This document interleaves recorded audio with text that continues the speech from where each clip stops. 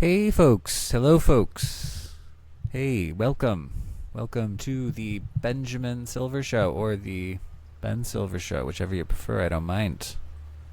Uh, we got a little clip I want to play for us today. A fella by the name of Dave Rubin, who has more unearned confidence than possibly anyone in the entire world. He went on a show recently called Surrounded, which is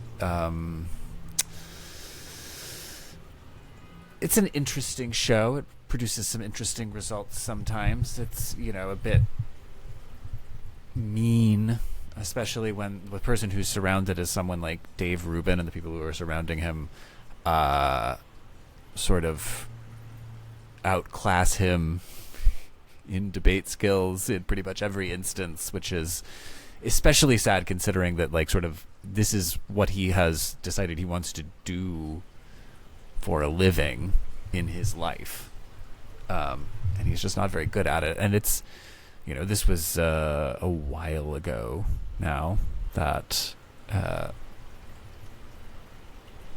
he was on there, and it's been dissected to death by people.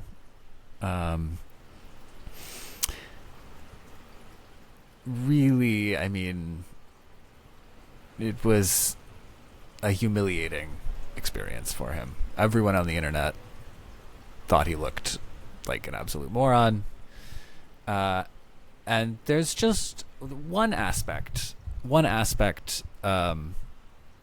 I didn't really see anyone examine that I thought deserved to be brought to light, is the just some of the nuance of the conversation that he had with maybe the Los Angeles, I guess, elected official, and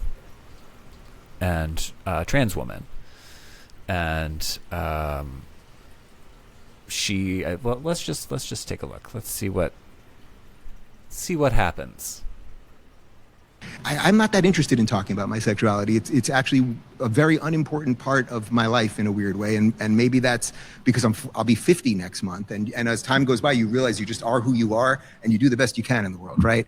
But I understand feeling. I grew up in a time when there was no gay marriage, and when I was a kid, for however confused I was or anything else, I never thought about the future because it wasn't even a thing. Like, there was literally no future. And then magic happened over time, and we got equal rights. I have been married for, God, it's a long time now. I've been married for about 13. So that's specifically the point that I'd like to address. It wasn't Dave, if I may, if I may address you directly, David Rubin. It didn't happen magically. It wasn't magic didn't happen and all of a sudden gay people had rights. Gay people got the right to marry because of generations and generations of people laying down their bodies and their lives in the fight to claw every single one of those rights to the community. And incidentally, Dave, the people who were doing the fighting, who were laying down their bodies so that you have the rights that you have today, where you can say, oh, I don't even think about my sexuality that much. It's just another part of my life. The people who did that fighting, by and large, looked a lot more like your interlocutor than they look like you.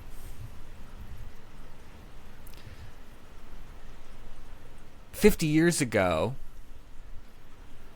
she would have been out fighting, and you, Dave, you would have been closeted in a loveless marriage with children, quietly hating yourself.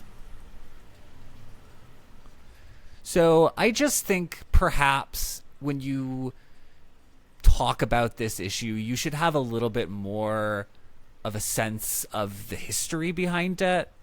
You know, who was at Stonewall? Who were the people who couldn't choose to stay in the closet, right?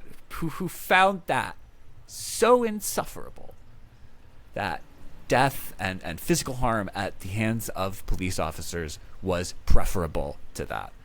But you would have been fine, Dave. You would have been just fine. Anyway, sorry, that's got a little heated there. It's not quite the tone I'm going for generally. Really, I'd rather just kind of make fun of the guy, but everyone else already made fun of him. And I just, it's a point that I think is worth being made. It didn't happen by magic, Dave. It happened because people with a lot more courage than you put their lives on the line to make it happen. Anyway, that's it. That's all I got for you. Thank you for joining us here on the Benjamin Silver Show, or the Ben Silver Show, whichever you prefer. I don't mind. It's the Benjamin Silver Show, or the Ben Silver Show, whichever you prefer. I don't mind. It's the show.